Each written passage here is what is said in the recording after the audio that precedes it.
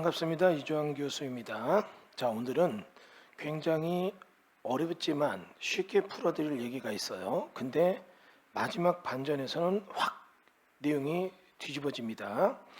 영화에서 보면 예전에 브루스 윌리스가 주연을 했던 영화가 있어요.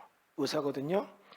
자기 환자, 우울증, 정신병자 환자를 돌보는데 얘가 브루스 윌리스 부부 있는 집에 와서 총으로 쏴 죽이는 장면까지 나오고 반전이 나오죠. 그리고 브루스 윌리스가 어떤 소녀를 위해서 굉장히 도와줘요. 굉장히 도와주는데 나중에 이 소년이 귀신을 보는 거죠. 그래가지고 귀신 보는 그들의 억울함을 들어주면서 사건을 막 푸는 그런 영화인데 마지막 반전 브루스 윌리스도 귀신이었거든요. 영화가 확 깨죠. 근데 그 영화를 딱 보려고 하는데 극장 앞에 사람들이 줄 서 있는데 갑자기 누가 버스 타고 가면서 문을 열고 브루스 윌리스가 귀신이다 이러고 가더라고요. 난 뭔지 몰랐어요. 근데 영화 끝나고 나니까 야, 그 소리 내가 제대로 들었으면 영화 재미없을 뻔했다 이 생각 들더라고요. 이것도 마지막 반전이 있는 얘기입니다. 여기 보면 서초구 방배동에 있는 도로가 나왔는데 3.63평이에요.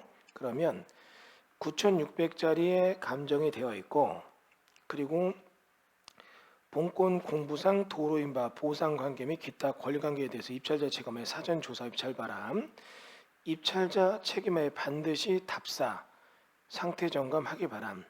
그리고 여기 이제 가장 센 임팩트 있는 단어가 있죠. 본권은 방배 13구역 재건축 정비사업 구역 내 위치하며 후순위 가처분이 설정되어 있으며 매도 청구 소송이 종결된 것으로 조사된 바 반드시 입찰자 책임하에서 조사 바랍니다. 써 있습니다.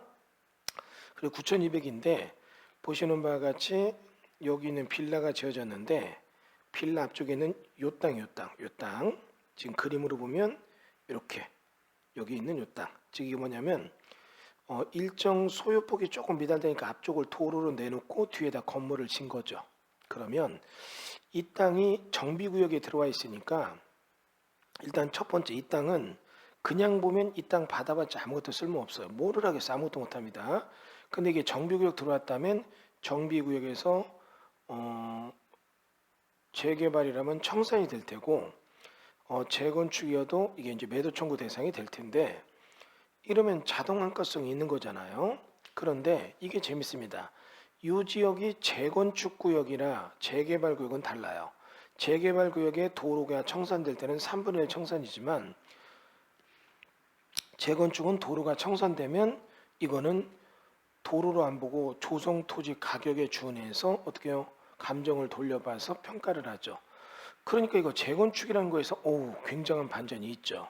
그러니까 이런 재건축 구역 도로에 경매받으면 일단은 이거는 굉장히 유리한 투자는 맞아요. 그래서 이 물건에 대해서 이거 괜찮다. 인근에 우리도 쫙 땅값 조사니까 그것도 굉장히 우량하게 나와요. 근데 이게 조금 대략 보니까 이게 어떻게 해요? 3.6평인데 3.6평에 대해서 9,600이면 2,500 정도 평가된 거거든요.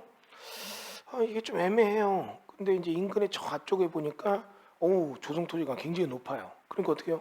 야, 그거에 비하면 이게 도로로 평가돼서 낮게 평가된 것 같기도 해요. 그런데 인근에 지금 막 매물 나온 것들 보니까 가격이 무지 높은데 가만히 보니까 이게 또 있어요. 그거는 환권을 받아서 아파트 받으니까 아파트 받게 되는 미래 가치를 보고 가격이 높게 매물이 나와 있는 거더라고요. 그래서 우리가 객관적으로 서치를 해보니까 애매한 듯합니다. 이게 다소 높다 했는데 여기 이 물건의 감정가를 딱 보니까 감정서를 보이게 되니까 이거는 인근 표준지랑 유사하게 돼 있어요. 즉 이거를 도로로 평가한 게 아니라 대로 평가했더라고요.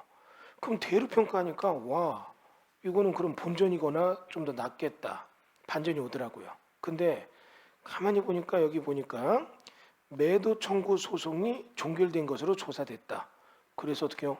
매도 청구 즉 재건축은 여기 부시고 집을 다시 짓는 건데 건축만 다시 하니까 사익적 사업이고 이들에게는 수용권을 안 줘요. 그럼 반대자가 있다면 야 우리 사업하니까 내나 안 내나? 그럼 어떻게 해요? 강제 판결로 우리가 소송을 통해서 가져올 수 있거든요. 이게 매도 청구인데 그게 이미 떨어졌다는 얘기예요. 그러니까 이게 도로로 평가됐다면 이게 참 좋은 물건인데 감정이 평가되어 있는데, 그래서 우리가 매도 청구 소송에 대한 결과를 딱 봤더니 요거에 대한 보상 평가는 5천만 원 좀 넘더라고요. 보상이 아니라 매도 청구에 대해서 판사가 얼마 넘겨라 판결한 건, 그러니까 5천만 원 정도밖에 안 되는 거죠. 그럼 이건 어떻게 해요? 지금 받으면 손해가 납니다. 어느 정도까지 떨어져야 되느냐? 맨 밑에까지 떨어졌을 때 받는다면 이때는 어떻게 해요? 뭐가 좀 몇 백이 남을 수도 있어요. 또 이걸 남길 때는 매도 청구할 때 이게 좀 낮게 됐다 해서 이걸 어떻게 해요? 우리가 이의 신청하고 해서 이거에 대한 걸 조정토지로 평가를 올린다. 그럼 조금 올라갈 수 있어도 많이 올라가면 6, 7천이에요. 이거는 역마진 납니다. 반전이죠. 즉, 왜 이런 일이 벌어지느냐? 일반적으로 이게 지금 매도 청구 소송이 진행되지 않았다면 이때는 이거 도로로 평가하면은 2, 3천짜리로 나왔을 거예요. 그러면 5천만 원 낙찰받고 2, 3천에 된 걸 내가 낙찰받고 5천만 원 보상받으면 이득이 되는데, 이게 지금 공매 넘어가서 감정평가할 때는 마침 재건축에 대한 매도 청구가 들어왔다는 걸 생각하고 들어갔고, 감정평가서가 가만히 보니까 재건축 도로 이 평가는 정가 평가다. 도로 평가가 아니다. 그러니까 평가를 도로로 아니라 대지 평가를 해놓은 거죠. 그러니까 대지 평가가 되다 보니까 이게 감정이 9,600 잡힌 거예요. 이거는 받으면 그 자리에서 그냥 손해나는 거죠. 여러분, 이 영상 찍는 게 입찰 마감인 9월 18일입니다. 이 영상을 여러분이 보는 것은 9월 19일 이후인데, 그러면 여러분이 어떻게 해요? 이 개찰이 9월 21일 뭐 이렇게 입찰 마감 쭉 틀 텐데, 내일 이제 21일 내일부터 이제 개찰될 텐데 아마 그때 여러분이 보실 거예요, 이거를. 그러면 보시고 나서 입찰한 분이 없다면 이거는 주의하시면 되는데, 모르고 입찰하신 분이 있다면 빨리 잔금을 내지 마세요. 잔금 내면 3천만 원 손해고 잔금 안 내면 900만 원 손해니까. 이것도 타이밍 싸움이네요. 이 영상을 내가 미리 찍으면 좋을 텐데 그러지 못했고, 그러니까 여러분이 이런 얘기, 타이밍 싸움을 왜 얘기하느냐? 감정을 언제 했는가도 봐야 돼요. 그럼 이게 공법에 대한 절차 속에서 언제 했냐에 따라서 감정가가 완전히 다르다는 얘기죠. 이게 만약에 감정을 1년 전쯤에 공매나서 했다면 이거 감정 2, 3천밖에 안 됐을 겁니다. 근데 지금은 왜 이렇게 높아졌느냐? 매도 청구 들어갔고, 매도 청구에 대한 감정할 때 기준은 당연히 뭘로 봅니까? 우리가 보는 것처럼 대지로 보니까 대지 평가니까 9,600 받은 거죠.